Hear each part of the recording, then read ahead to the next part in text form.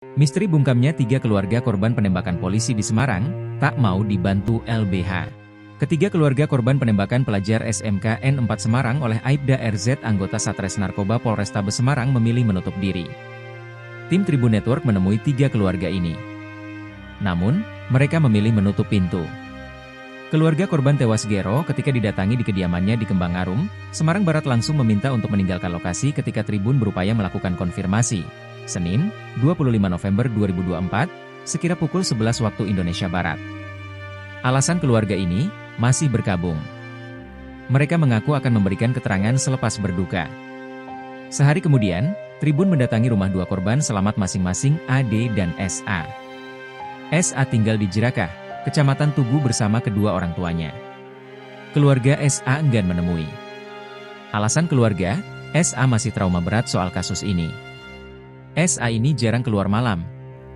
Makanya kami kaget dengan adanya kasus ini, kata Ketua RT 4 RW 2 Kelurahan Tugu, Aris Widarto. Tribun kemudian mendatangi rumah AD di wilayah Jalan Karonsih Timur Raya, Ngalian. Tribun sempat bertemu AD dalam proses prarekonstruksi, Selasa, 26 November 2024, pagi. Siang harinya, AD ternyata belum di rumah. Dia masih di kantor polisi.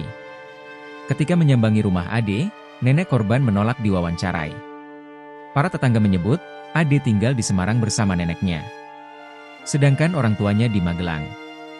AD ini anak baik. Jadi kami kaget adanya kejadian ini, ya tutur Ketua RT 6 RW 5 Ngalian, M. Wakimin.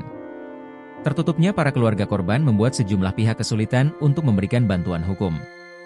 Kami mau membantu tapi para keluarga korban belum membuka diri, kata Ketua Lembaga Bantuan Hukum Penyambung Titipan Rakyat Jawa Tengah Zainal Abidin.